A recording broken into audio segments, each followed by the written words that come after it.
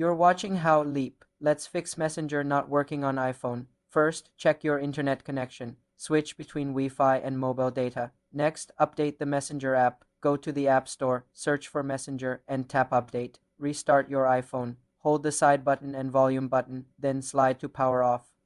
Turn it back on, then check for iPhone software updates. Go to Settings, General, Software Update. Install any available updates. Clear the app cache. On iPhone, you must offload the app. Go to Settings, General, iPhone Storage. Find Messenger, tap it, then select Offload app. Reinstall it from the App Store.